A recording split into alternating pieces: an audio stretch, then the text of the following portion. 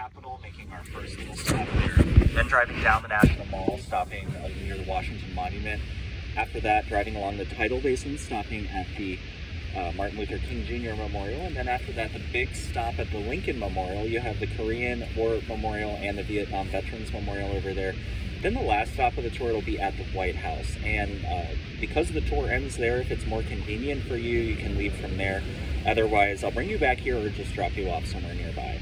So wonderful. Yeah, we will go ahead and hit the road. Does everyone good with their seatbelts and buckled in and all that? Yeah, right. I'm fine. Okay.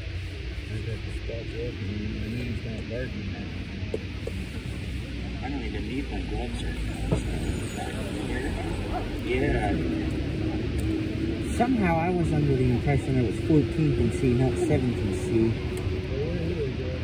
Yeah. Alright, let's go CDC. Yay!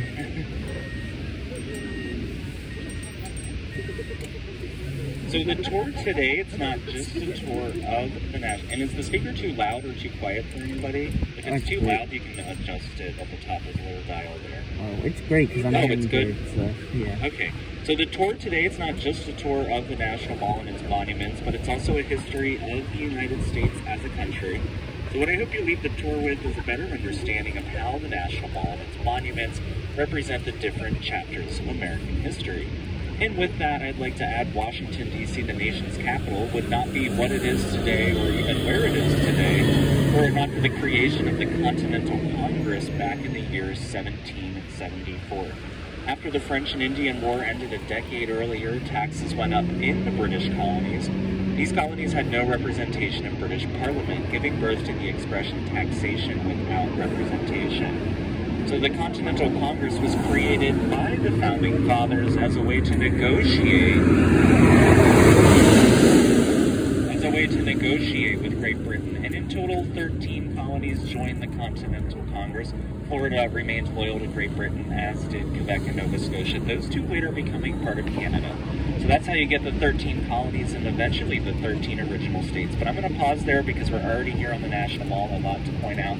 On my left, and if you're sitting backwards, just flip left and right, that is the Hirshhorn Modern Art Museum. If contemporary or abstract art is your thing, be sure to make a visit to the Hirshhorn. And then on my right here, the National Air and Space Museum. I'm happy to report that it reopened last month. And a lot of amazing aircraft and spacecraft to look at there. And if this museum is not enough for you, there's a second location a couple miles south of Washington Dulles International Airport, where you can see the same type of aircraft and spacecraft, including the space shuttle at the other location. And the National Mall in front of us here, it's a 2-mile long park stretching from the Capitol down to the Potomac River, called the National Mall because when it was designed in 1791, a mall simply referred to any sort of gathering place. Nowadays, we tend to think of the word shopping when we hear the word mall, but that's just, a term, the National Mall from a bygone era. And we'll be exploring much of the National Mall over the next 2 hours. But back to the Revolutionary War, the negotiations with the Continental Congress and Great Britain continue for 2 years, but ultimately you have the outbreak of the Revolutionary War, the Battle of Lexington and Concord, and then the Founding Fathers, all members of the Continental Congress, signing the Declaration of Independence, which was written by Thomas Jefferson in Philadelphia. I start the tour with the Continental Congress because it serves as the first governing body for what eventually becomes the United States. Up until that point, the East Coast of North America was a patchwork of British colonies, very little unity among them. So the Revolutionary War goes on for years. There's no permanent capital to speak of back then. Philadelphia and Baltimore served as 2 temporary capitals. And then after many years of fighting in 1781, the Continental Congress adopted the Articles of Confederation, the first constitution that this country ever had. A lot of people forget as a country we are on our 2nd constitution. More on that later. Coming up on my right here, the National Museum of the American Indian. It tells the history and culture of 400 federally recognized tribes. And I think it's important to recognize the original inhabitants of this country and continent. The indigenous people of what is now Washington, D.C., the Anacostan tribe, one of the many Algonquian-speaking peoples of eastern North America, the building their Adobe-style architecture. Note the lack of corners on the exterior there. That's a trademark of Adobe architecture. We'll go ahead and turn the corner here, making our first stop around the corner here at the United States Capitol. At each stop, you have the opportunity to get out of the vehicle, spend a minute or two taking pictures, and I'm your designated photographer. If you want any help with your photos, just let me know. I'm happy to help, and then afterwards, I will tell you the history. So we'll go ahead and stop here first at the Capitol.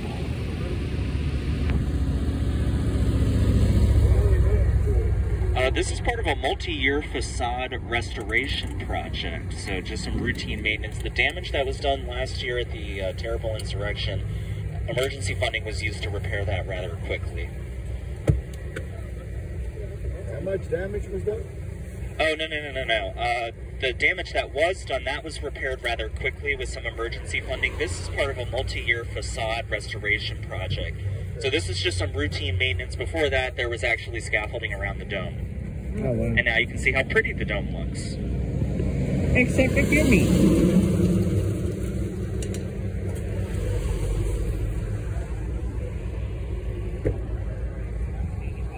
Okay. Do I get out? Yes.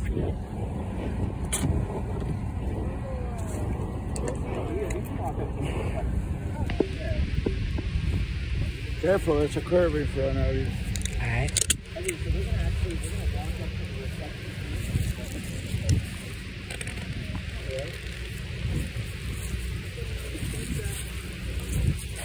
Okay, so we'll go up.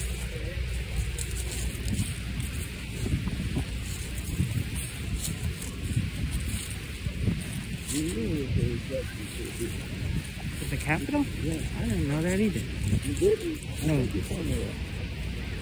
Huh? I think you told me that.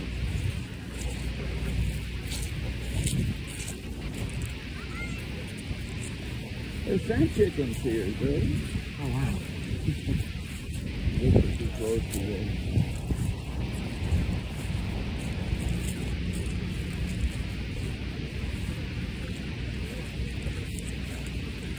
We'll be here tomorrow. Yeah.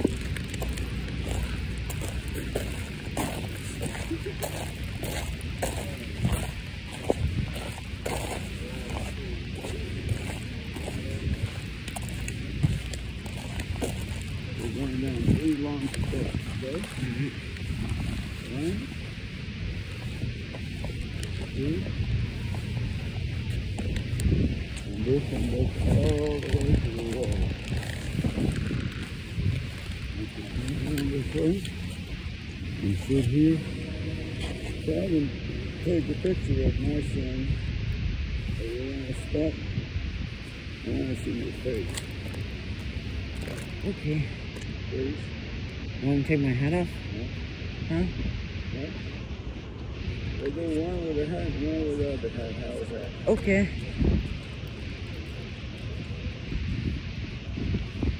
Alright, take your hat off. Got it?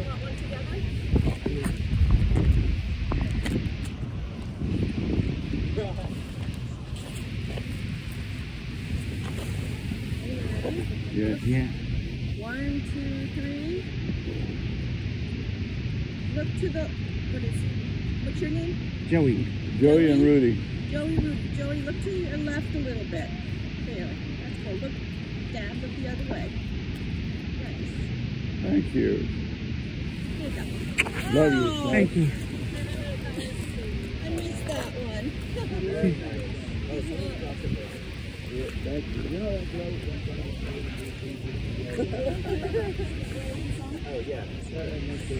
North Carolina.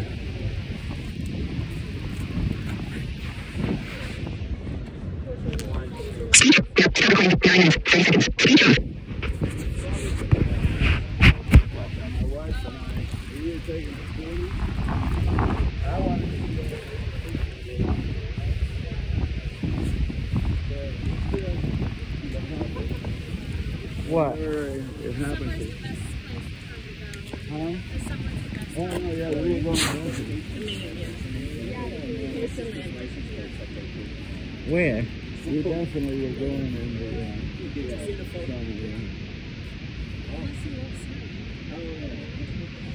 Where? Well, I'll go ahead and tell you the history of the capital. So as I mentioned, the Revolutionary War went on after 1781, the adoption of it was a confederation. The British after that, they surrendered at Yorktown, the Treaty of Paris in 1783. As the years went by, the United States continued to use the Articles of Confederation. The capital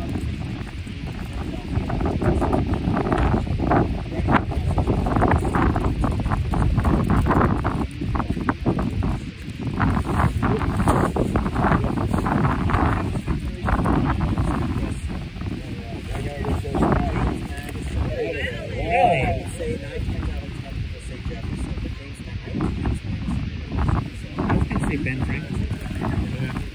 Now, this constitution was born out of a compromise, and to illustrate that, let me explain how things were different in the Constitution. For starters, the capital was in Philadelphia. The trade tariffs between the states, no national military. On top of that, a unicameral Congress. Unicameral means one chamber.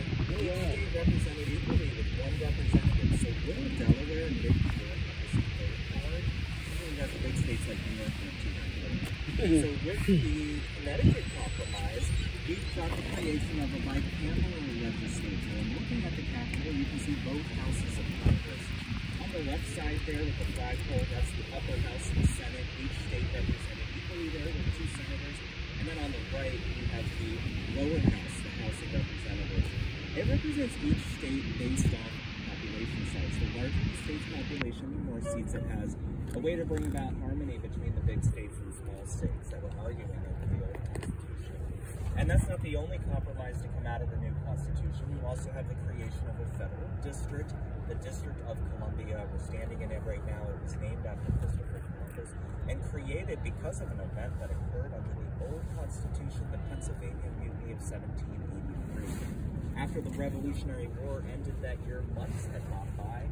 The Pennsylvania State Militia had not been paid for their service. Many of these veterans were upset about it, and some even threatened to storm the Capitol in Philadelphia.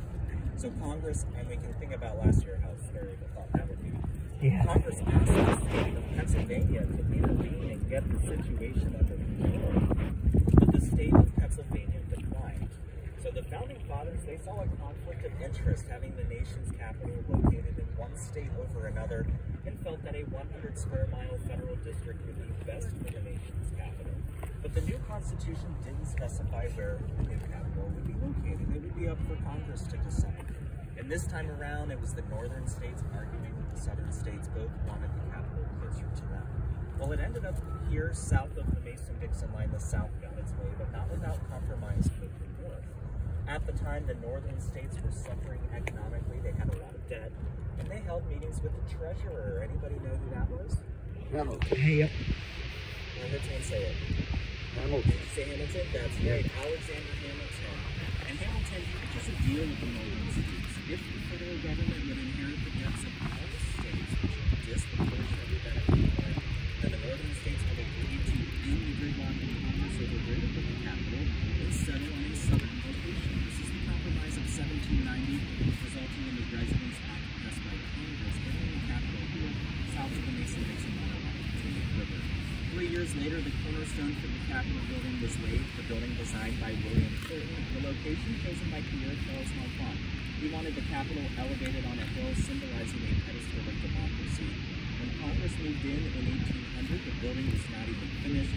Construction continued on and off for years, and then there was a terrible fire in 1840. In fact, the same evening that this was on fire, Dolly Madison runs out of the White House, also on fire, with a picture of George Washington.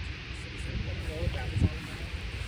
1812? 1840. War of 1812. Wow, you are good with history here. The War of 1812, Great Britain and the United States both at war once again, fighting over Canada, which was a British colony at the time. In 1813, the United States sets Toronto on fire. The following year, the redcoats making their way into Washington, setting it on fire. The good news is a rainstorm put those fires out. The bad news is it took 5 more years for this building to be completed.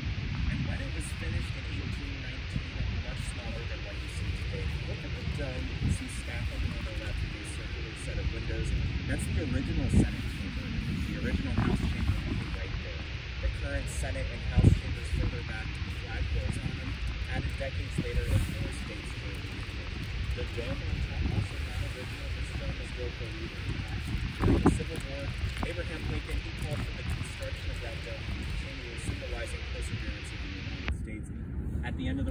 a statue of freedom on top. She is facing east, representing a new day for democracy.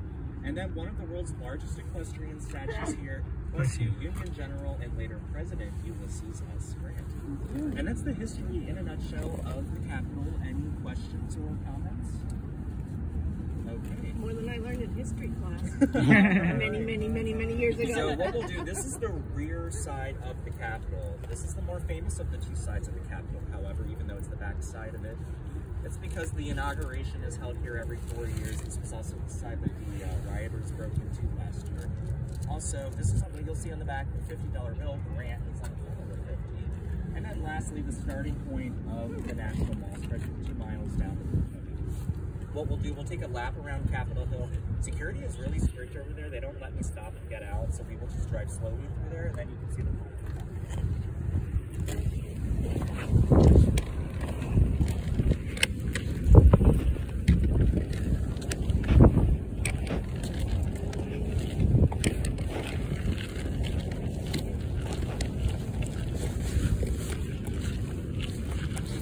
We're still walking, right? Still walking what? We're still walking involved.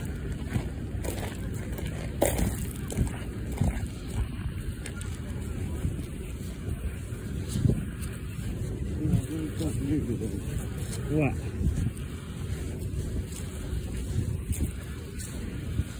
What'd you learn new, Daddy?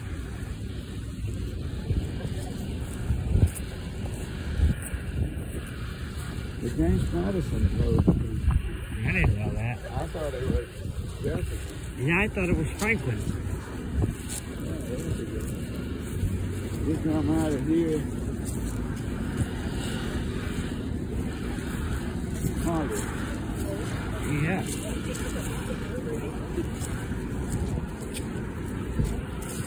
Just push it back. I'm sorry. Just push it back. Go on, Josephus.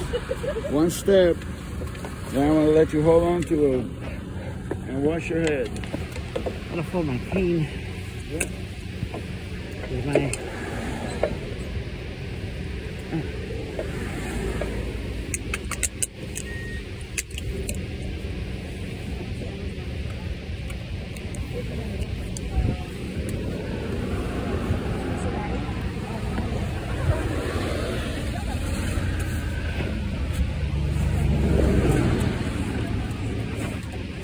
First time I saw a building that looked like that was in Havana in 1963. Oh, wow. It is a replica of this building. That is big. I've actually seen pictures of that. I've always wondered what that was about. Yeah, it was A replica?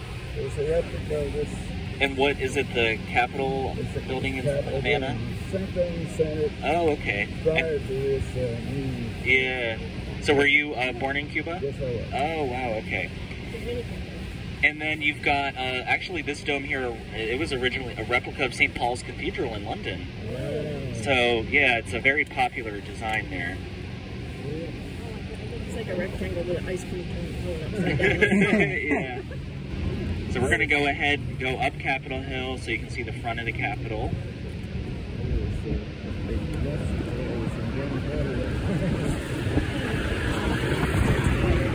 What are all those vehicles? Are we on the street or something?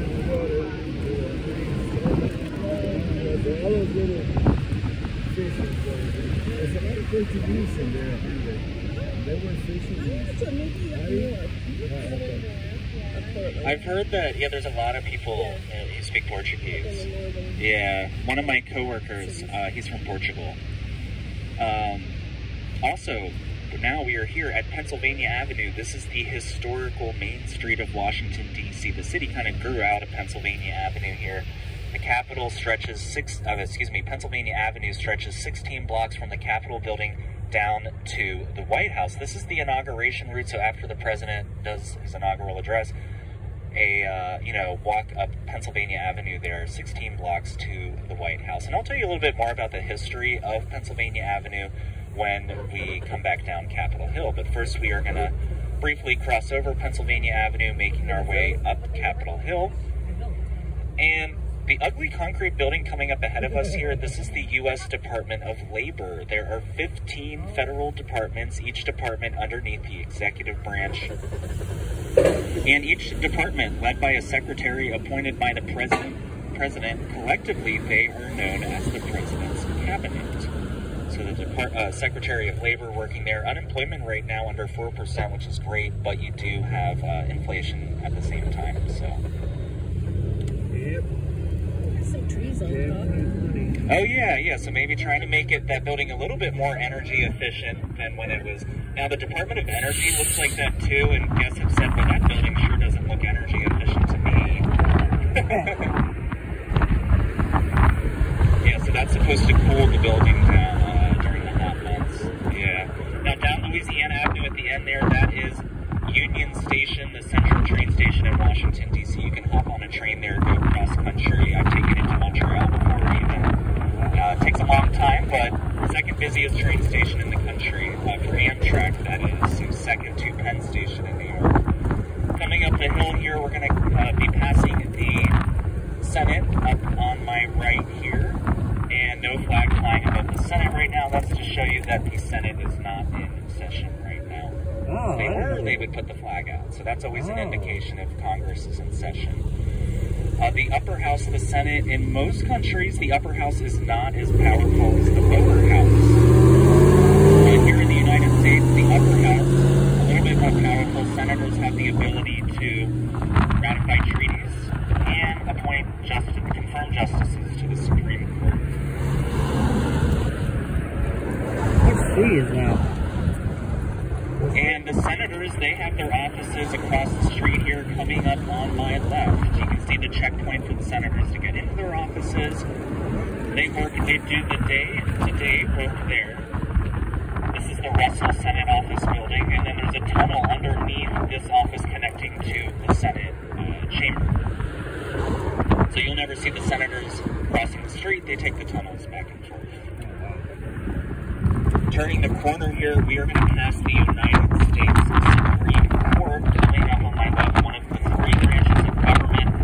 I'm sure we all know it was in the news a lot earlier this year, everything that happened with Roe versus Wade. Yep.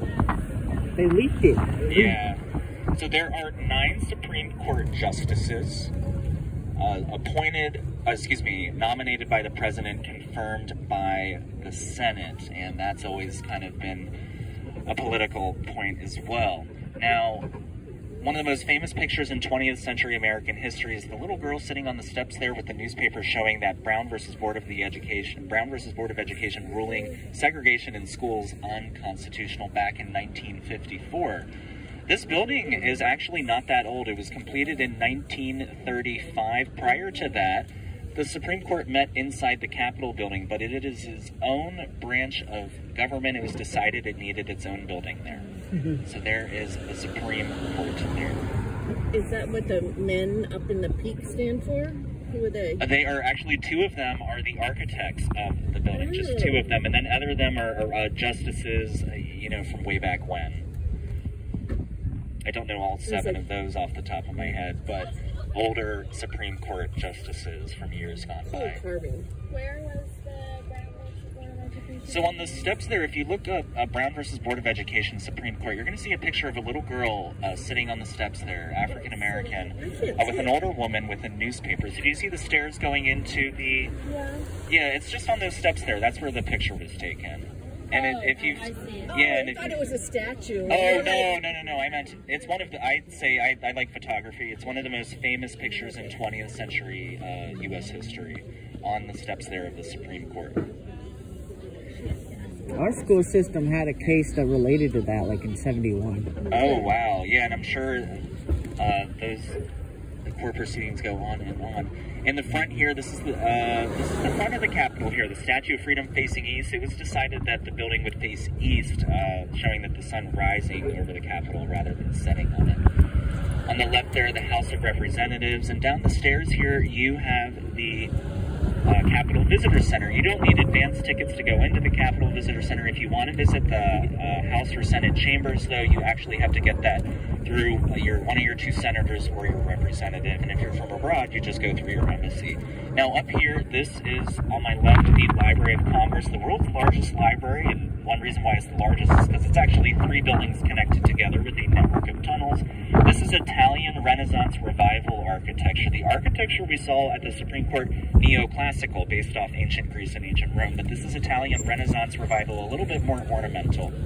It's called the Jefferson Building because Jefferson donated a lot of his library books to Congress so that there could be a national library. On the left here, this is the House, one of the 3 House office buildings. There are 435 representatives. They cannot possibly fit in one building. They're in 3 buildings here. And just like the Senate, they have tunnels underneath the road here so that they can go back and forth into the House of Representatives. And there is no flag flying above the House of Representatives, showing that they are also not in session right now. Everyone's on Thanksgiving recess, as they like to call it. And if they were in session, this road would be a lot more crowded, that's for sure. Why would it be more crowded? Oh, well, if you have members of Congress in town, you're going to have them and all of their staffers causing, a little bit of traffic here on the road. So now we're actually down at the bottom of Capitol Hill. When we approach this greenhouse on the right, I wanted to point that out. It's the United States Botanic Garden. So if you really like botany, I always think this is a great place to visit when it's super cold outside because it has that warm, slightly humid climate in there for all those different plants. And then across from it, you're going to see another big old ugly concrete building there. That is the U.S. Department of Health and Human Services. Of the 15 federal departments, it has the highest annual budget, over $1 trillion. And that's because of government healthcare expenditures such as Medicare. So Secretary of HHS working there. And it's not the largest headquarters. That goes to the Pentagon, the Department of Defense. That's located actually across the river in Arlington. And we'll see that from afar later. And the designer of that building, I.M. Pei, he's a world-famous architect. I don't think he put a lot of effort into that one, but I'll show you another building just a couple of minutes that he designed, and it's a lot prettier. The architecture is easy in the 60s and 70s. I'm not entirely sure what happened. Maybe it was budgetary reasons, but they really went for this green, concrete, brutalist style. Sometimes I joke that they were competing with the Soviet Union for, the ugliest buildings, So the buildings are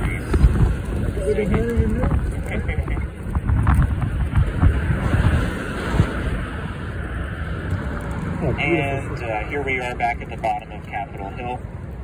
As I mentioned earlier, it was the Residence Act of 1790 that brought the nation's capital here to the District of Columbia.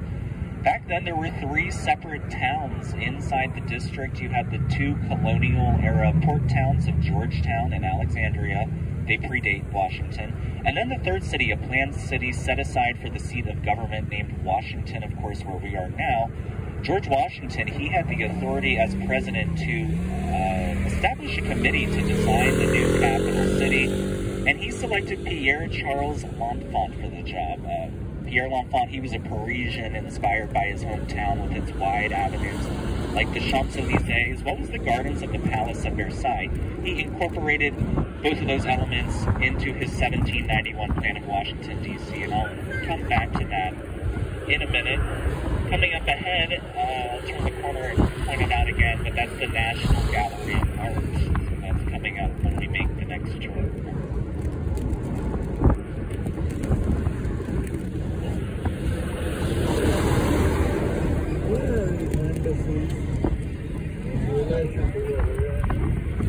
So the National Gallery of Art has one of the largest art collections in the entire country. It's federally funded, though not a Smithsonian museum, and free to the public.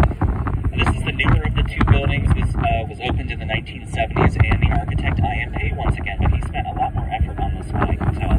As we come towards the west building, the original of the 2, you're going to see some pyramids in front of that building there. Those pyramids, so beloved by folks at the Louvre in Paris, they appointed that very same architect, I.M. Pei, to design the big pyramid that sits in front of the Louvre. So that also created by I.M. Pei. And this is the west building that we're going to pass now. You could spend hours and hours looking at overview of art, I recommend the National Gallery. If you're looking for a specific type of art, abstract or perhaps American or you name it, visit the Smithsonian museums. They have different museums focusing on art from different parts of the world, for example. So you can spend all day in just one of these museums. Now back to the year, Charles L'Enfant. He modeled Pennsylvania Avenue after the Champs-Élysées, and then the National Mall after the Temple Vert at the Gardens of the Palace at Versailles. The street grid of D.C., also designed by L'Enfant. Numbered streets running north to south, lettered streets running east to west, both in reference to the Capitol building. If you're on 7th Street Northwest, that puts you 7 blocks west of the Capitol building. If you're on C Street Northwest, C, the third letter of the alphabet, that puts you 3 blocks north. So he leaves a major legacy here in Washington, D.C. Coming up here at the gate, look straight back. You're going to see, through the sculpture garden, you're going to see the National Archives. It has the Declaration of Independence, the Articles of Confederation, and the U.S. Constitution. If you want to see those old documents up close, be sure to make a visit. Nicolas Cage, he put the Declaration of Independence back in there, so it is now on display for everyone to enjoy. I was just about thinking that. I heard it. So that was set there at the National Archives.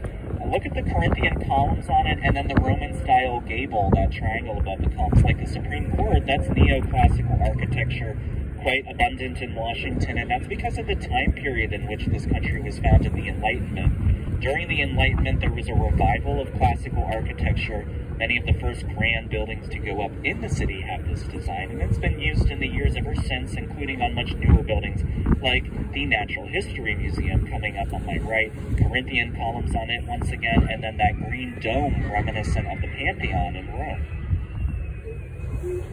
The Natural History Museum, one of my favorites. It has dinosaur fossils, and even the Hope Diamond is there, and it was in the movie Night at the Museum 2 with Ben Stiller. Oh, it was. So the original one in New York City, that museum up there. Now across from it, you're going to see the Smithsonian Institution building. It's nicknamed the Smithsonian Castle, and you can see why with that Gothic architecture. The Smithsonian Institution building there serving as the visitor center for the Smithsonian, which is the national collection of museums funded by the federal government, free to the public. Most people don't know why it's called the Smithsonian, but it's because it was founded by James Smithson, the Smithsonian. He was a wealthy Englishman, had never been to the United States, but as a man of the Enlightenment, he believed in the power of education and science to move a country forward. His native Great Britain already had the Royal Institute and its museums, so he decided to donate his money instead to the United States, which in the early 1800s did not have money sitting around for museums. This is what happened when he died in 1829. A contest held for the design of the building, the winning design done by James Renwick, the castle design you saw there. James Renwick also designed St. Patrick's Cathedral in New York City. When the castle opened its doors in 1855, it housed all the antiquities, and now they are spread out in 19 different museums, including this one here on the right, the National Museum of American History. This museum has a number of artifacts of historical and cultural significance. Abraham Lincoln's top hat, gowns worn by first ladies, and even the flag flown at the Battle of Fort McHenry in the War of 1812, where Francis Scott Key wrote the national anthem, the Star-Spangled Banner. Cultural items to look at as well, Julia Child's famous kitchen. You have Fonzie's jacket from Happy Days, and even one of the first Apple computers built by Steve Jobs. So cultural things to look at as well. Across from it, there, the U.S. Department of Agriculture there. Now, coming up at the intersection here on the other side of the street, this is the newest Smithsonian Museum, the National Museum of African American History and Culture.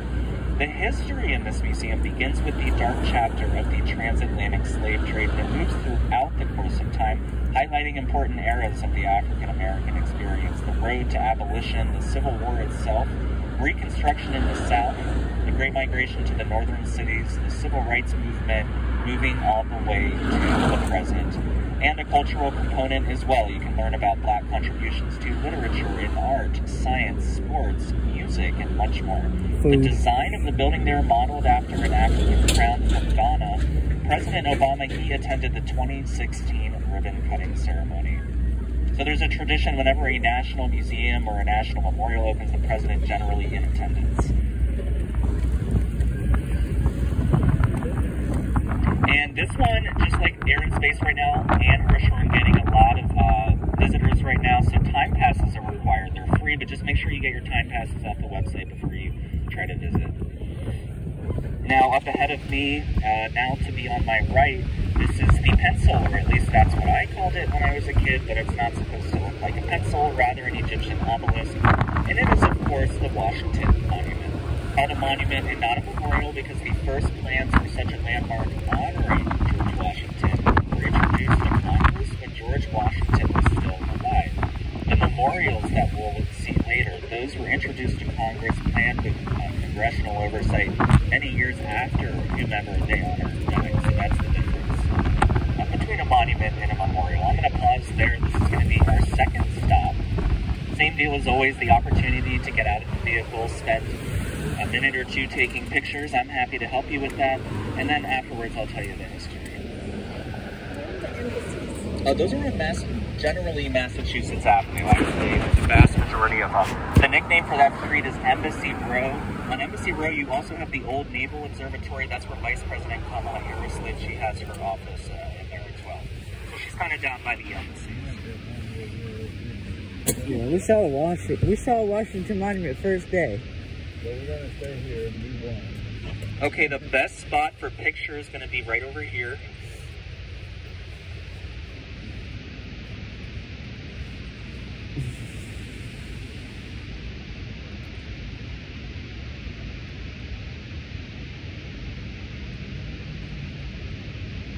Okay.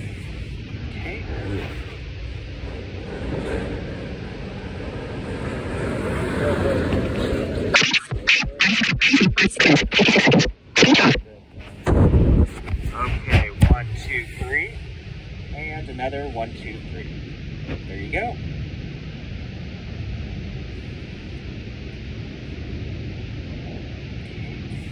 Yeah, this is the best spot here.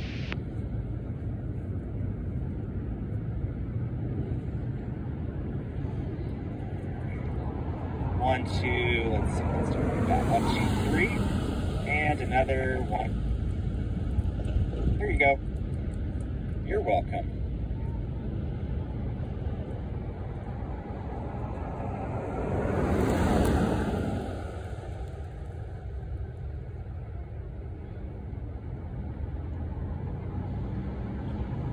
So can you still hear me on the microphone?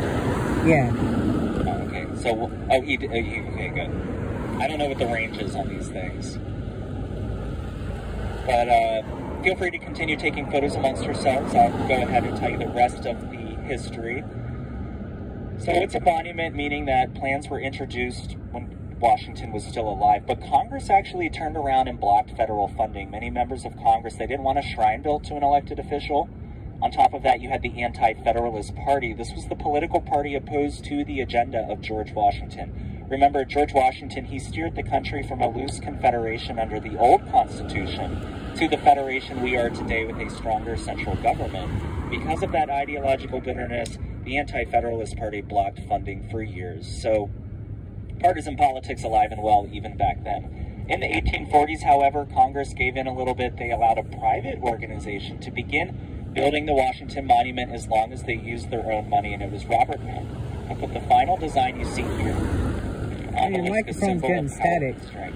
And if you look a quarter of the way up, you can see where that organization ran out of money in the 1840s. Your mic's getting static. Scandal involving that organization was pulled out of the project there itself, including during the Civil War. At that time, converted into a lookout tower for the Union soldiers to protect the Capitol.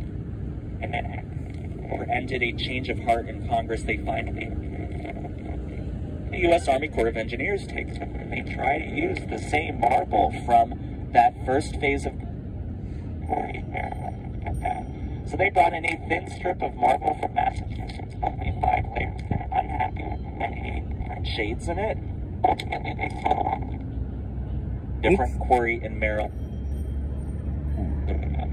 Despite the fact that it's called a monument, it was completed 85 years after George Washington died. And when it was finished in 1884 at 555 feet tall, It was the world's tallest freestanding structure, overtaking the Cologne Cathedral and then holding this title until the Eiffel Tower overtook it in 1889. People ask me, can you go up the Washington Monument? The answer is yes, but you have to get your tickets off the National Park Service website.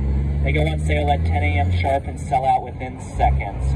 That's because nowadays everyone is required to take the elevator.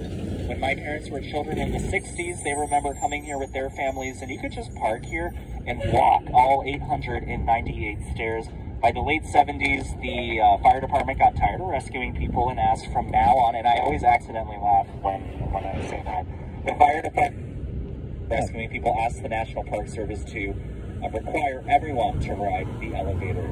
If you wanted to see the city from above and could not get tickets for this, I recommend this bell tower on Pennsylvania Avenue. It's the old National Post Office. Tickets are not required. You just show up during the daytime and you can ride that elevator for free up to the top there. So kind of a fun thing to do there. And the views are, I gotta say, pretty nice. And you'll notice later on the tour, the Washington Monument symbolically located at the crossroads of the Capitol building and the White House. The park running perpendicular to the National Mall is called the Ellipse. At the end of the ellipse is the White House. And when we get to the White House, you'll notice this is 200 feet off center. It's because the original spot for this monument, 200 feet to the west, the ground was not strong enough to support a large structure, so they had to scoot over 200 feet. So L'Enfant, he would be turning in his grave. I know that for sure. And then you have one flag at the base for each of the 50 states. Okay, and we'll go next to the tidal basin.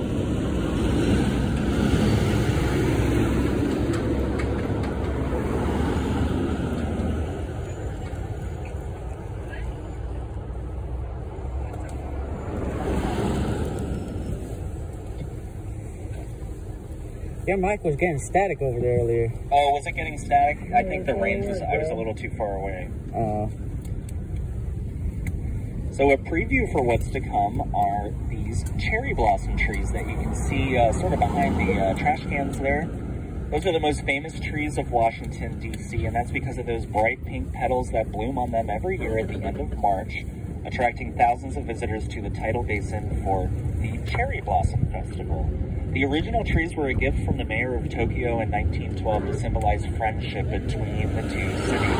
They quickly caught on in popularity. Nowadays, the Cherry Blossom Festival is by far the two busiest weeks out of the year for tourism in Washington, D.C., attracting around some 700,000 visitors, comparable to the population of D.C. itself. Wow. And we'll drive down to the tidal basin now and make our way towards the tidal basin. Around it, you'll see that's where the original trees were planted back in 1912. On the way there, we'll pass a couple buildings. Coming up on my left, the brick building, that is the United States Holocaust Memorial Museum. Definitely a tough museum to get through, very powerful at the same time. And many Holocaust survivors made their way to the U.S. after World War II, and they were instrumental in opening this museum to the public back in 1993. One of the most visited museums here in Washington, D.C. Okay.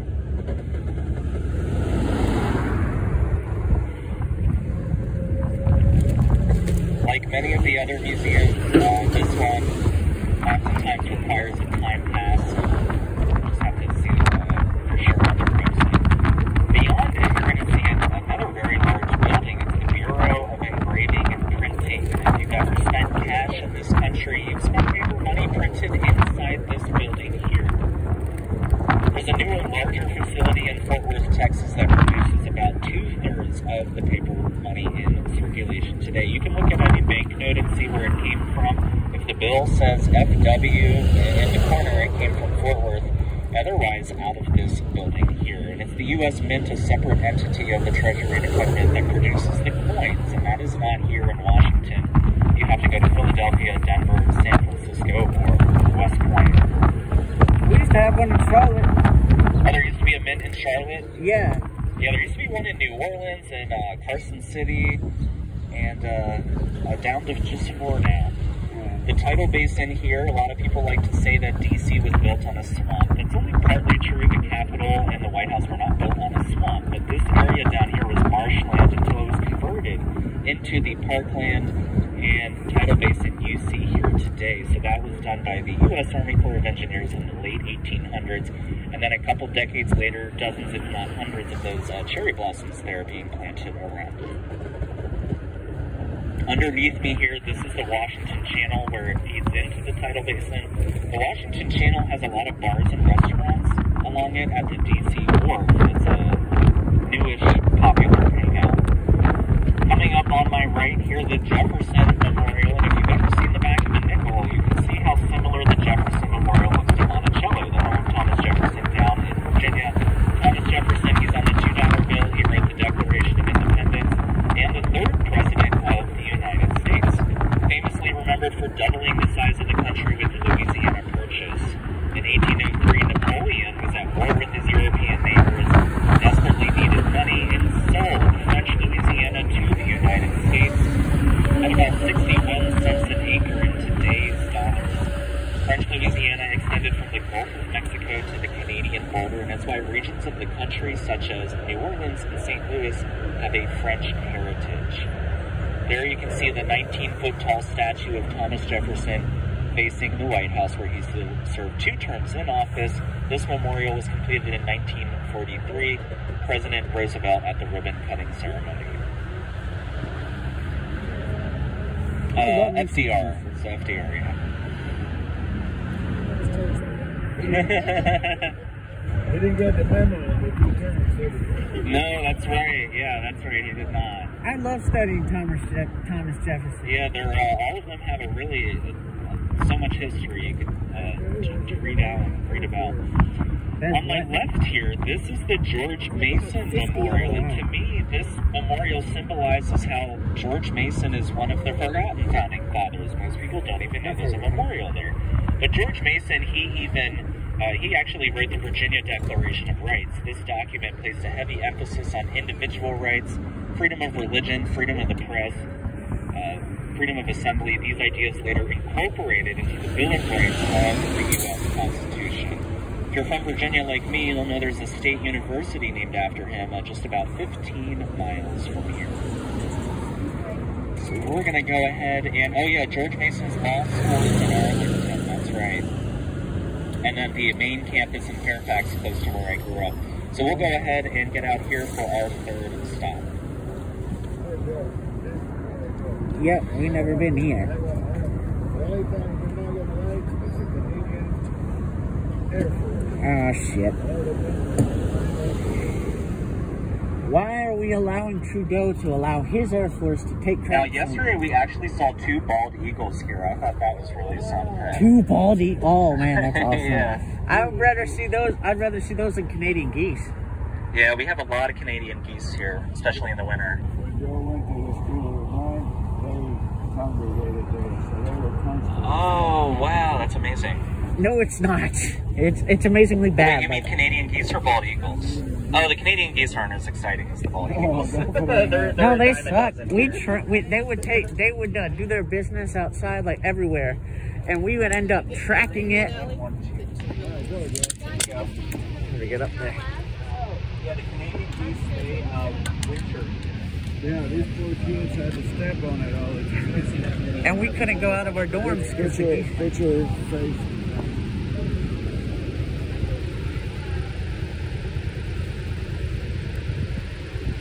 yeah.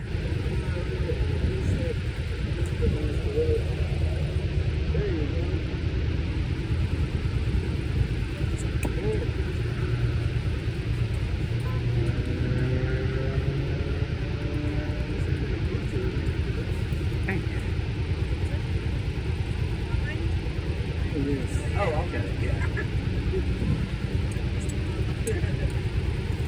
Yeah, don't move. It looks good. Okay. 1, 2, 3, and another 1, 2, 3. There you go. Go. Yeah. You got the Canadian geese.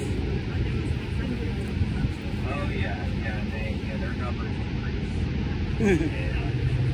I was in Canada earlier this year. There was a sign that said, "Not all Canadians are white. Don't be Canadians." Not all Canadians are what? Polite. Oh yeah, that's true. Those things are the biggest jerks in the world. Yeah. And there was one, like, they would lay their nests in front of our dining hall.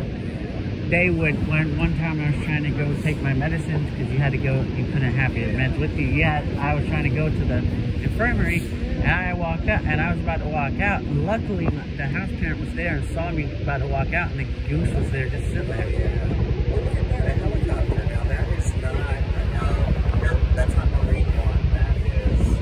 That is U.S. Park Police. They're flying threes, right? Yeah, they fly in a tandem of 3. So I wanted to mention, you can see why this is called the tidal basin. It serves as a basin for the tide of the Potomac River that's right underneath our feet here. Look at the skyline of Washington. Do you notice anything different about it compared to other North American cities? It's short. It's short, that's right. That's because of the Building Heights Act of 1910. In the early 1900s, historical preservationists, they were worried about skyscrapers taking away the emphasis placed on those wide avenues and green spaces made so iconic by Mark Twain a century earlier. So they lobbied Congress to do something about it.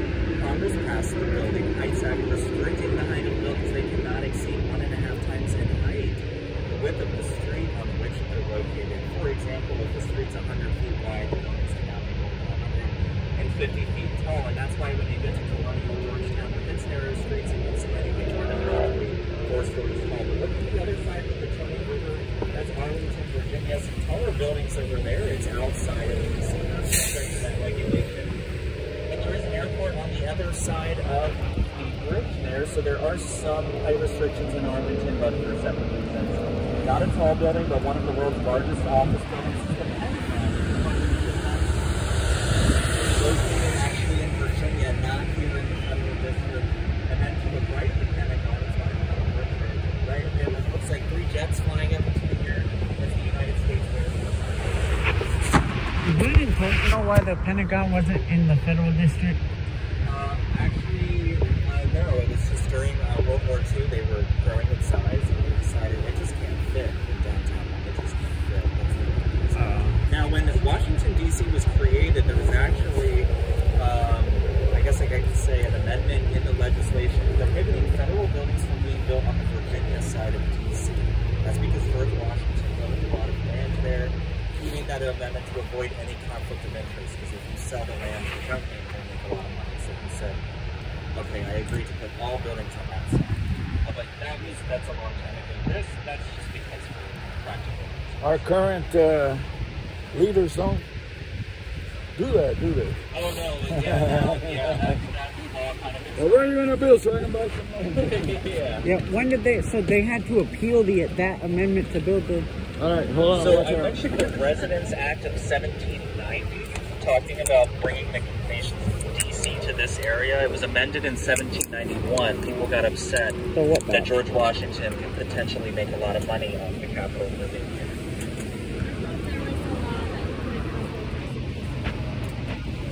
So people are kind of mixing 2 rules together when they say that the Building Heights Act explains the building, but the statue on top of the Capitol, the Statue of Freedom, she is 19.5 feet tall.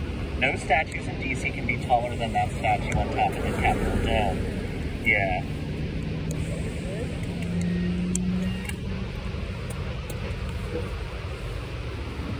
Now, at the beginning of the tour, I mentioned the Federal District was 100 square miles. Now it's only 68 square miles, and that's because of the retrocession of 1846 that gave the portion of D.C. on that side of the river back to the state of Virginia. At one time, the shape of D.C. was a perfect diamond. Arlington and Alexandria were part of D.C., but no longer, and that's because D.C. residents on that side of the river were pretty unhappy with Congress. Back then, there were no mayors for the towns inside of D.C. Instead, you had committees in both houses of Congress in charge of writing laws, drafting laws for D.C. without any local consultation.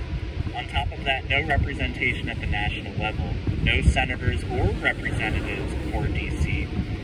Still controversial on this side of the river, there is a delegate in the House of Representatives, but she only casts a symbolic vote. And the third reason, the slave trade. In the 1840s, Congress was considering abolishing the slave trade in the District of Columbia. The other side of the river had the Port of Alexandria active in the slave trade, and because of that, some D.C. residents in Alexandria petitioning for retrocession, something they got in 1846. This Local controversy over slavery was, of course, a national one as well, and I'll come back to that when we go to the Lincoln Memorial. But first, look at the beautiful Potomac River here. On the other side of the Potomac River is an old house at the top of the hill, Arlington House, for which the cemetery is named. At the time of the Civil War, the Potomac River replaced the traditional Mason-Dixon line to the north of here as the new dividing line between North and South. Arlington House was home of Confederate General Robert E. Lee. During the Civil War, it was captured by the Union Army and then converted into the cemetery we have today. Coming up on the right here, this is the FDR Memorial honoring Franklin Delano Roosevelt, so the second of the two Roosevelts. This one would take about 20 minutes to get through. I just cannot squeeze it into the tour, but I do want to slow down and at least point it out to you here. The first thing you see when you walk in there is a statue of FDR seated in his wheelchair, and if you look closely, you can see it from here.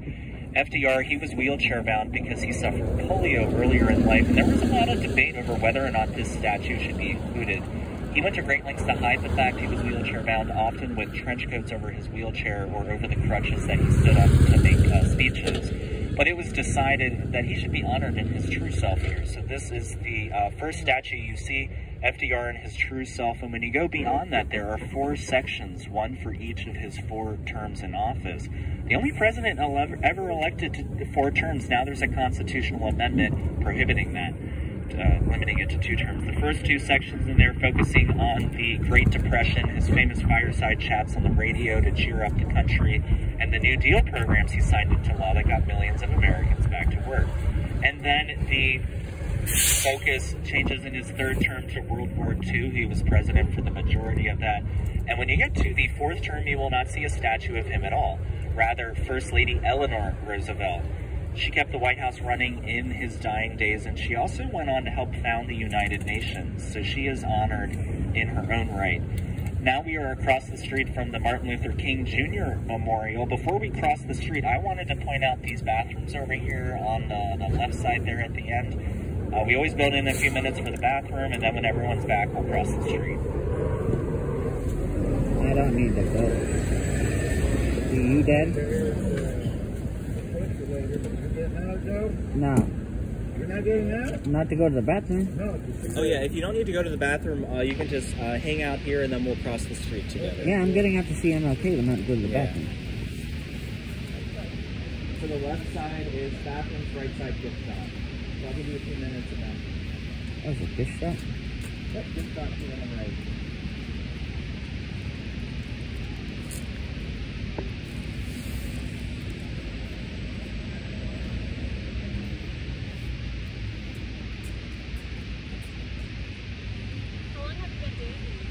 I started in March. Oh, okay. Yeah, I'm a big history nerd. I grew up now. Yeah. It's fun. I got my master's in political science.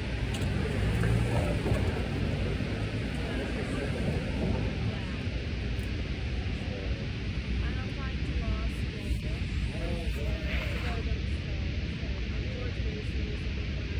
Oh yeah, that's fun.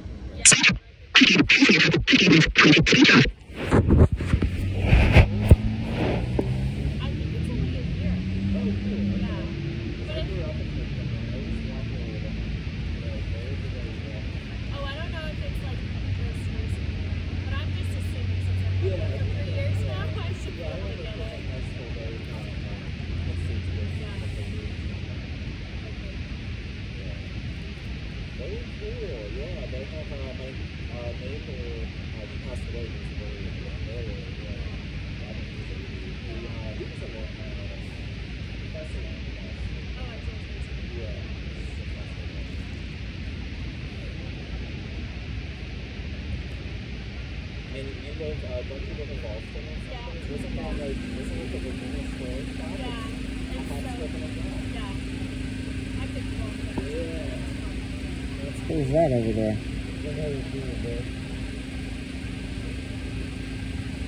Yeah, so a lot of people go to law school there. You got a good education.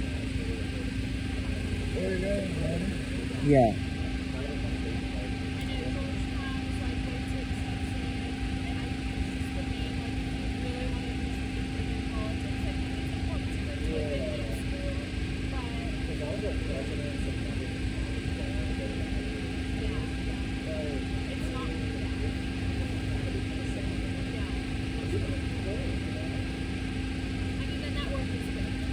Oh yeah, I guess that makes sense. Yeah.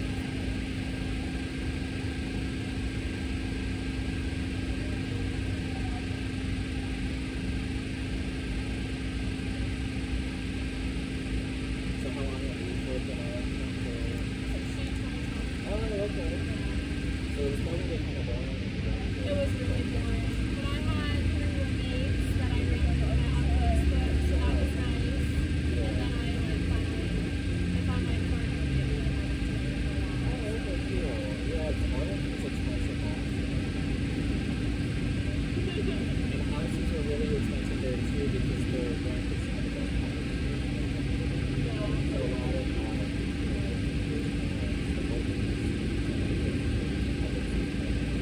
I've heard Loudon is like oh yeah, Loudon. See, I grew up in Fairfax, in Arlington and Loudon. But those the Great American Restaurant. I love it. yeah, they a lot of the public schools have a good reputation. I mean, I didn't think it was like good. Well, when I meet people who sometimes like the other place, It was just all that they just like, okay. Which one did you go to?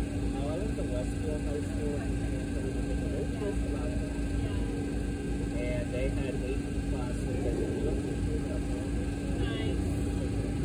That's good. I did making Oh, did I come through? Yeah, I did. Yeah, it was like making So I got bored on both of them. And then some, depending where you live in Fairfax County, some places offer international cafeteria, some offer I'm really glad my high school is a better cafeteria. I've been to international numbers, but we did 18 but I didn't do all of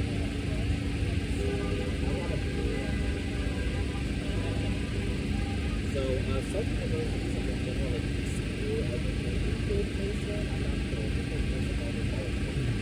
And my friends all went to ECU and lived there, and they got a computer. They and me said that like, And I've all my friends who are yeah. So the thing I wish we had a lot of that's just because my sister went to the University of Virginia. My brother went to both Virginia and Norfolk. It doesn't have the like best reputation of the public universities in California.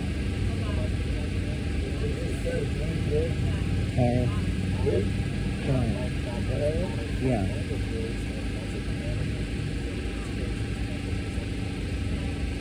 So I thought I would go back. With still, my brother was a doctor, and all of that's kind of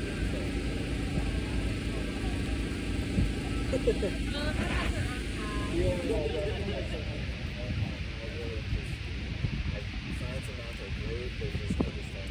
outside is my sister and I. She's doing technical and I was like, oh, what can I do after my undergrad? So, Yeah, that's cool. Yeah, George Mason is great. So, yeah, it's affordable. You don't have to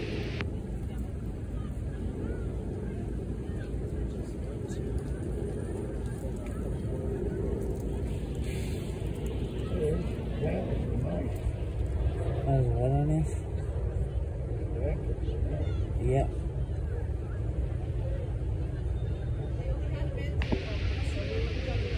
Oh, that's fine. Oh, yeah, I think the bars and stuff are really simple. I'm not waiting. I almost said the urinal. I think Yeah, so that's really unfortunate that they got this. Alright, Joe. That's where to go. Where? Go ahead. We'll cross the street now to go see the Martin Luther King Jr. Memorial. Yeah, Joe. Are we getting out here or are we going across?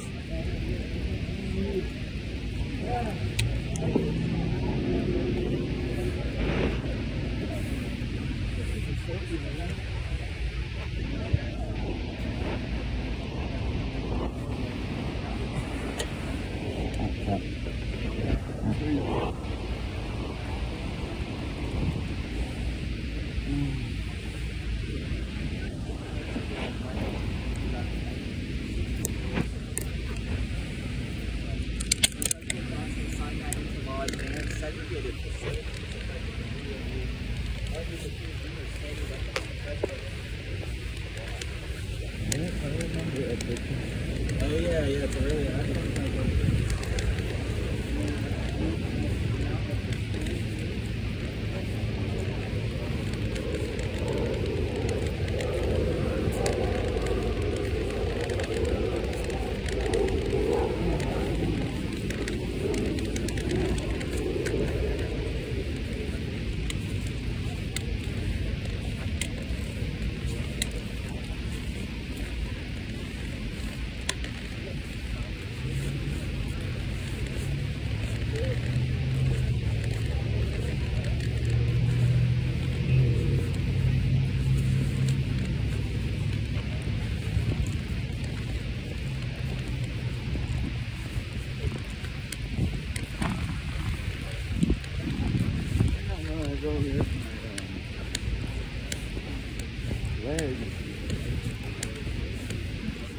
Your leg? Water.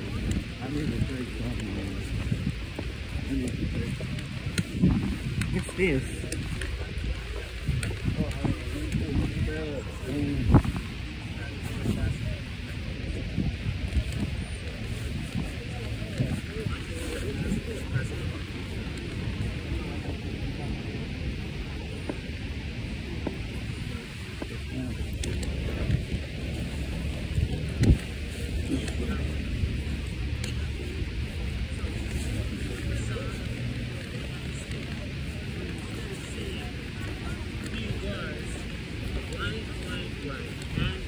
They just said he was a drum major for peace, love.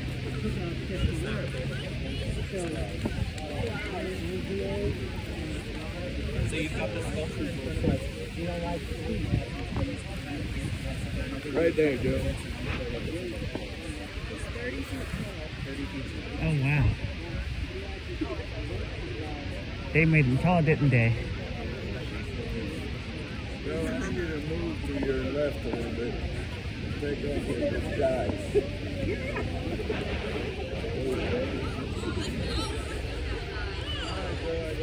Move to your left some more.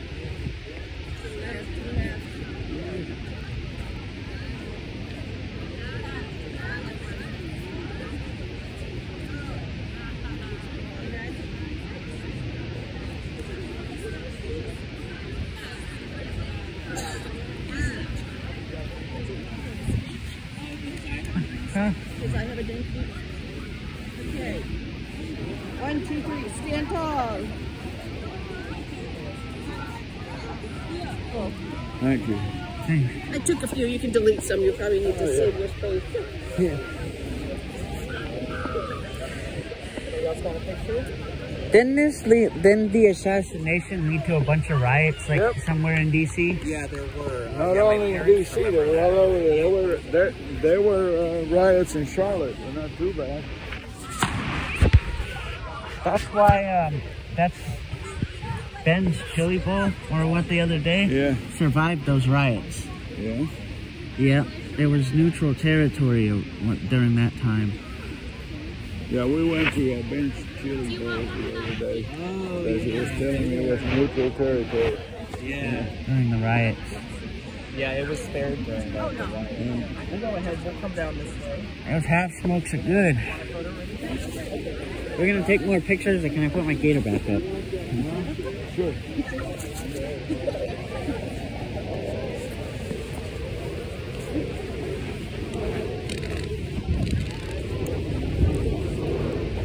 Thank you.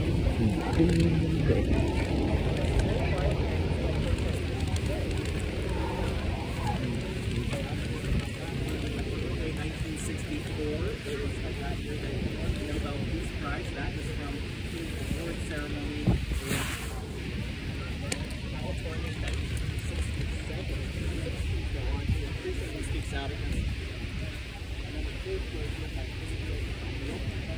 it's not where he stands in moments of comfort and convenience, where he stands at times of challenge. I'll give you a minute. He had so many brilliant quotes.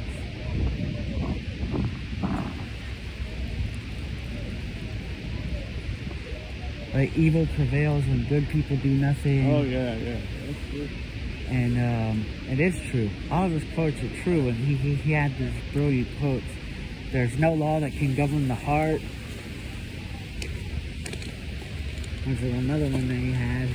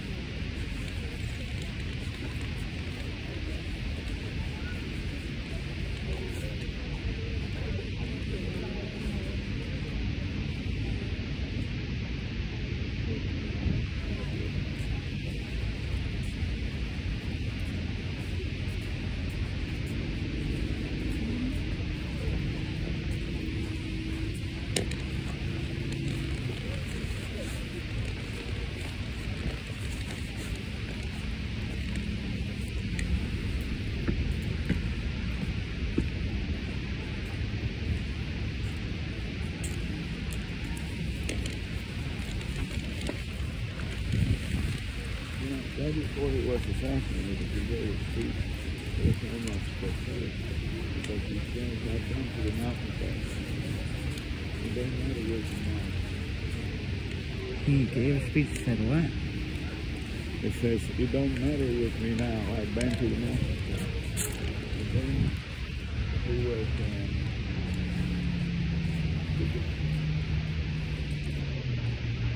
Then he was assassinated? And then he was assassinated? yeah, and then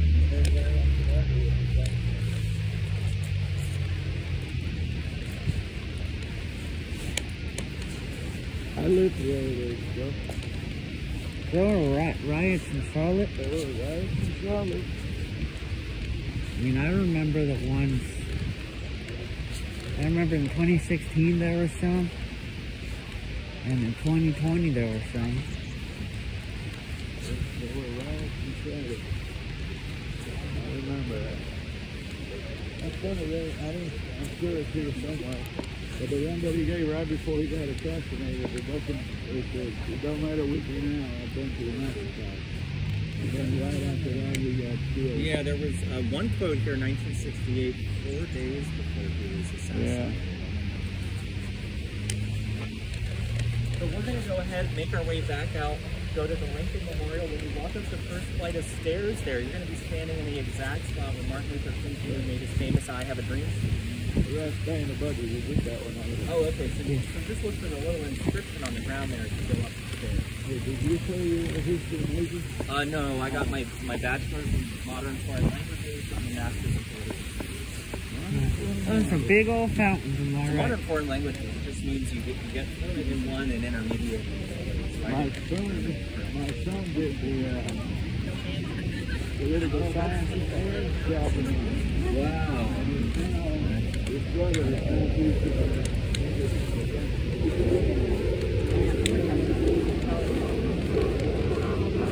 There's a plane. The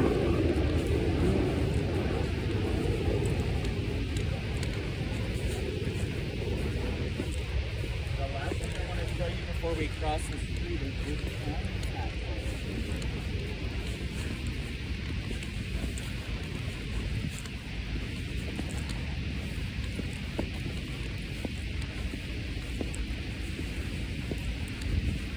So this time capsule, it was put in the ground in 2011, the year that this opened, and it will be reopened in the year 2061. It has some original speeches by Martin Luther King in it, and then also President Obama placed his first inaugural speech in there. I don't know if I'll still be doing tours in 2061, but if I am, I'll be really excited to see this thing. Why is it going to take so long to reopen? because it's that's just the point of it. They So do in it 50 years, with the people time. will go, wow, look at that, 50 years old. Can you believe what was going on 50 years I remember at my elementary school in 1960, we grew up in 1986, where the casino opened, and we thought this was like ancient, so, oh my god, this is the 1966. It had like a yearbook and everything. They do that in a lot of schools. Yeah. first tooth I lost. You know, now, like, when things, like, now, like, things, when we were little, things from, like, 10 years ago. Oh yeah, I thought it. I mean, I thought a teenager was a grown-up.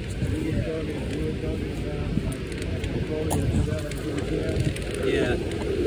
So, a lot of religious people in Europe were too, and he brought down to the United States. The little town, the big town now, that I was born in, lived in Cuba, was founded by the French that were afraid that the Protestants were going to come into Louisiana and kill them all, and running away from Haiti. So people migrated from Louisiana and Haiti to that town. The petition that came up Spain gave it to them. If you look at the old cemetery, all these names come in French. That is fascinating. It's like New Orleans is like... Yeah, it's got New Orleans flavor to this, to the main drive. I love New Orleans. Yeah, New Orleans is a really unique city. So much history there. Definitely. Yeah. I've had two families from New Orleans this week. Actually, I had one family, I thought this was really cool.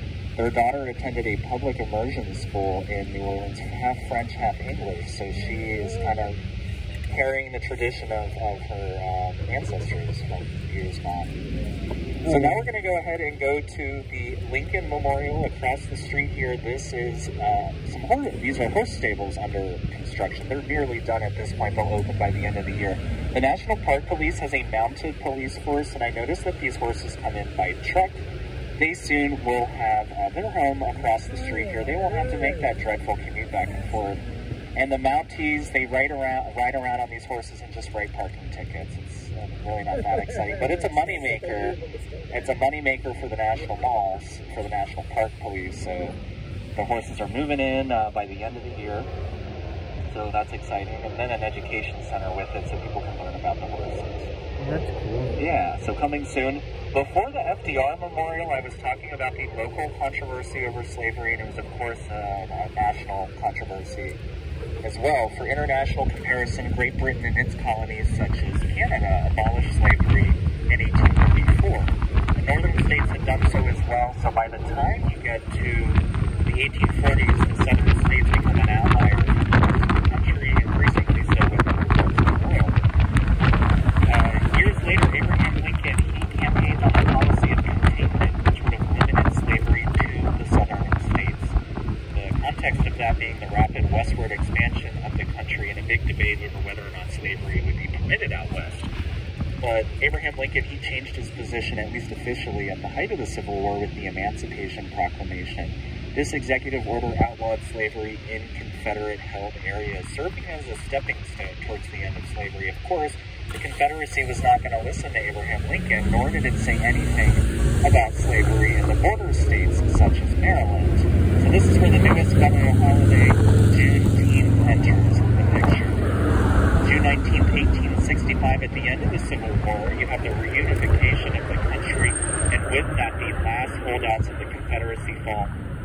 The slaves down in Texas finding out that day that they were free at last. And then the 13th Amendment added to the Constitution later that year, abolishing slavery once and for all. And with that, we are here at the Lincoln Memorial. The theme for this memorial is national unity. You can see Arlington Memorial Bridge symbolically linking north to south, at least in the context of the Civil War. That bridge was built after the Lincoln Memorial was completed in 1922, and also the Lincoln Memorial here, all the states at the top of it in the year they were admitted to the Union. So without cheating, I hope you can tell me what year your state was admitted to the Union. And if you need to cheat, you can actually just look up there and find it. So Maine separated from Massachusetts.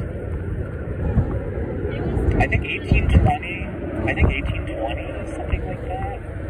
And it was because actually slavery was involved in this. The Senate wanted 2 abolitionist senators, so breaking Maine off, Massachusetts gave them 2 more senators. So the M is 1,000. Okay, so I'm gonna, for this part of the tour, I have to stay back with the vehicle. Tour guides are not allowed to leave their vehicles unattended here because of National Park Service parking restrictions. So I'm gonna step out with you, point out where everything is, give you plenty of time to look at everything, and then I will be parked over here, and then we'll do a debriefing on the way to the White House. So just be careful when getting out here. We have a lot of cut-through traffic here. Okay. So the time is 3:14. I'll give you until 3:45. That's 30 minutes. At the Lincoln Memorial here, when you walk up the first flight of stairs, again, that's where Martin Luther King made his speech. If it's too many stairs to climb, you can take the elevator. It's on the left side of the stairs there in the doorway there. When you get inside Lincoln in the middle, his famous Gettysburg Address on the left, second inaugural address on the right. Before you come back down the stairs, you can walk the perimeter along those columns there. It gives you a great view of Arlington. When you get down the stairs, the reflecting pool in front of you, you'll see why it's called that, as seen in Forrest Gump. On the right side of the reflecting pool, the Korean War Memorial. So we kind of drove by the edge of it a couple minutes ago, rededicated in July. And then on the left here, you have this wall here. That's the Vietnam Veterans Memorial. It turned 40 years old this past Memorial Day. So I will see you at 3:45. I'm actually just going to make a U-turn. You can kind of see another golf cart parked there. If you can see that, that's where I'm going to go park. So I'll just be over there. I'll see you at 3:45. And then you all are going to hang out with me. Yeah, we are. Is that? I don't know if we went to Vietnam and Korea. Did we? No, if I did. I'm not going to Vietnam and Korea. I did every damn thing I could to get the hell away from Vietnam. No, the memorials. Yeah, I mean the real thing. I know.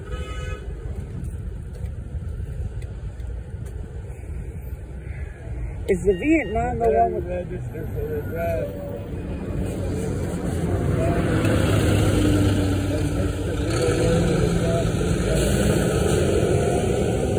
Is that the one... Is that the one with the fountain that has the name of all 50 states on it? That's the World War II Memorial. That's at the end of the... Yeah, that's at the end of the reflecting pool. Did they make any kind of, oh wow, did they make any kind of,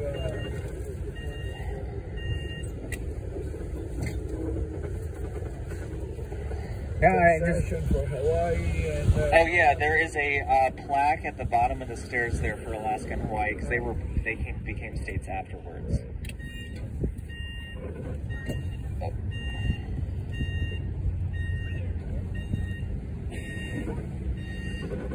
I saw North Carolina on the memorial when we went. Oh, okay. Then we went on Friday, and then it just randomly started raining. We got up to Lincoln. Yeah.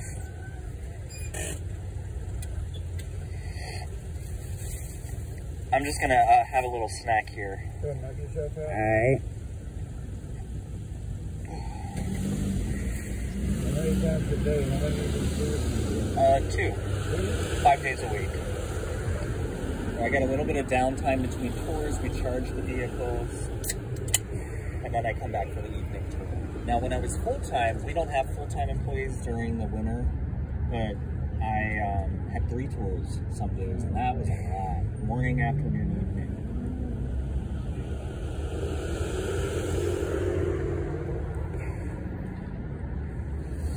What street is this? I remember the cabs. This is called Henry Bacon Drive. Henry Bacon, he designed the Lincoln Memorial.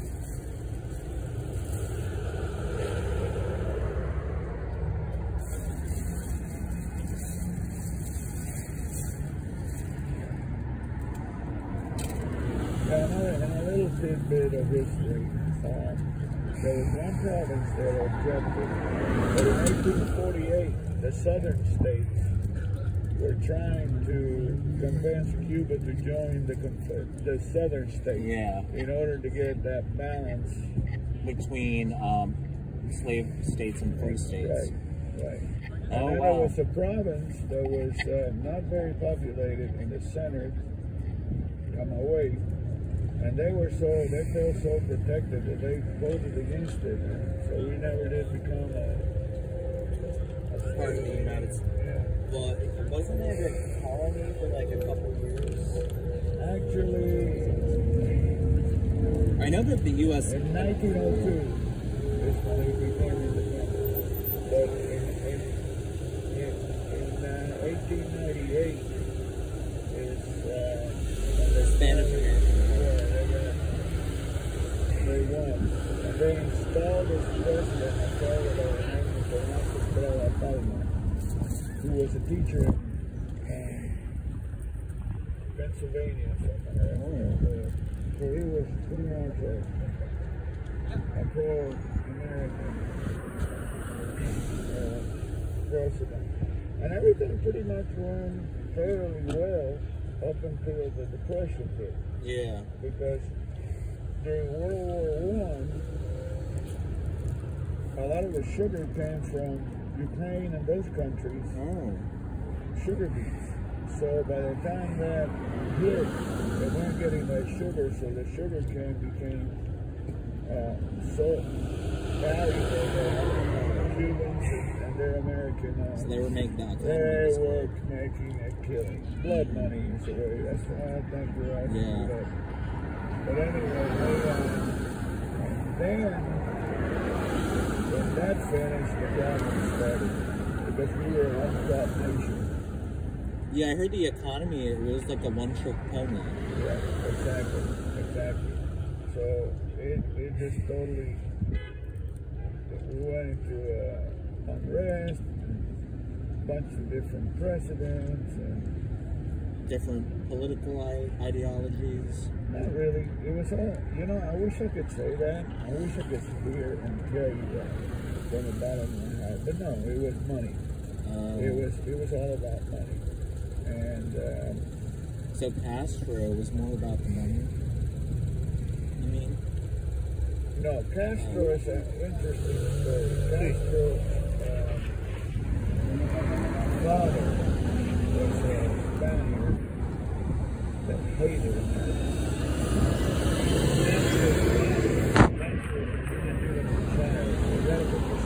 Yeah. So they sort of got ostracized and pushed away from the family members. So he always had an axe to grind. And basically, Castro's thing, Why didn't he go to Canada and find his mama? Castro's thing became more of I stood up against the United States of America, the great Oh, Castro's father? Fidel Castro himself. Oh, himself. And the whole, Yeah, he there's said. a revolution, honestly, the revolution was re-established the 1940 Constitution. So Oh, it's pretty close. That was what most of the people were fighting for. yeah. That's why there were so many killings and kangaroo trials and due process, because what he tried to do was to eliminate the opposition any way he could. And then after that, people gave up their weapons because his thing was, well, we won. What do we need weapons for? Yeah. And then after that, he declared himself a Marxist-Leninist. And I could tell you what I was doing. Two things that it's all intertwined with American history. I could tell you where I was when they killed Kennedy, and I could tell you what I was doing during the Mrs. crisis. Wow. So what were you doing? Well, walking in my house, he was making up the voting in front of Redwood, and said they shot Kennedy. And then with the Mrs. crisis, Which was a little bit before. it was after. Oh. Well, No. Yeah, The Missile Crisis was a little bit before. a year Yeah. before October, and he got shot November of the following year. You're right. So I was playing with my little toy airplane in front of the radio. My grandmother was sitting there. My grandfather, who had studied in New York, was listening to the Voice of America in English. oh. And I got tapped upside the head. Now, what are we thinking about that? Now you can think about it. First, you know, it's like Yeah. 8 years old. Yeah. Wow. Yeah, Cuba and the U.S. have a long history together. If you even look at it, I don't know why it came up. It came up. You were talking about Georgetown. The rich ladies in Havana gave up their jewelry to a fellow named Juan de Villegas. And he was a friend of Washington. And he brought all that money to Georgetown to pay the troops and stuff like that. No way. Yeah, man. And there were some folks from the Dominican Republic who fought in the revolution. Yeah, because Spain was an ally. Yeah, at the time. People hear about France a lot, but also Spain. Oh yeah, Spain hated. And then Louisiana, actually, you know, that was Spanish for 50 years. And they hated the Spanish. I remember that part There was a too. rebellion, I can't remember, in New Orleans. There was a rebellion in New Orleans. They said, we don't want to live under Spanish, we want to live under French. But the reason why France gave, at the end of the French and Indian, the 7 Years' War, France was worried, what if Louisiana falls into the hands of the British? So let's just give it to Spain and allies with Britain, and they can take care of it. So they can take care of it, and then after 50 years, Louisiana got it back from Spain, and then immediately turned around and sold it to the United States. And that's why I tell you, there was a fellow by the name of Toor who gathered those people and some people out of Haiti. Because Haiti was going through revolution. They had their revolution. So they all gathered up and petitioned the King of Spain, and they gave him a plot of land in the south in a bay called Fernandina de Jagua. That's what they named it to honor the. Yeah. And that's where it's funny. When you go to the old cemetery, you see all the French names. Yeah, that's fascinating. But yeah, I still, I mean, my father is gone and stuff like that, but for the life of me, I don't understand why that generation allowed that to happen. Oh, the revolution? No, the revolution was fine. Oh, yeah. The revolution was a good thing. Yeah. But why did they allow him to install himself as a dictator? So he didn't declare himself Marxist until after? Oh, yeah. Yeah, it was in the early 60s. Yeah, because he took over what? New Year's Day, 1959. Right, New Year's Day, 1959. He was supposed to, and within that month, Che Guevara in the prison in Havana, they shot 700 people with no due process. No due process whatsoever. And they had a bunch of pending trials where you came up and said, yeah, I saw him doing this, and that was it. You And it was went all to just jail. political theater. Yeah. Yep. And then after that, it is rumored, I haven't seen it, that in order to avoid the war, which thank God that he did, Kennedy made a pact with Khrushchev not to invade Cuba. Oh, after everything? After the offensive crisis. That was a really scary time. Oh, are you kidding? That's why I was panicking, honestly, when my poor wife had to put up with my psychosis when Putin went into Ukraine. Yeah, he's trying to turn back. Yeah, and he's got all those nukes and stuff, so he was like 1962 all over. I know. Yeah, it's scary. How's your tour going? Great. I was just going to mention, I did check the president's schedule, so he's leaving at 4. He's flying out of the White House to Andrews. On the South Line? Yeah, and then he's going down to Cherry Point, South Carolina, the Marine base down there. He's going to have North Thanksgiving Carolina. North Carolina. He's going to They're have from North Carolina. I know what that is. I had a buddy that so he's going to lived have there. Thanksgiving dinner with Back at 9. Okay, so he'll be back Monday night. It both ways. That's why there are all these Secret Service around. Yeah. Oh, well, I didn't see any of them around I here. didn't see them either, and I could see. Yep. Oh, well, you'll see them down near the White House. And there was some by the Jefferson, they parked off the helicopters come in from Andrews right over that bridge that you went over by the kettle basin. And then when they leave, they can even that bridge. Up to New Wood and then pop in the air. They fly in a pack of 3. Yeah. Oh, yeah, I think we talked about that earlier. Yeah, the 2 serve as decoys. Good. Anyhow, that's the only news I have. And I don't know if they do it in the United States, but when Air Force One was out in that long,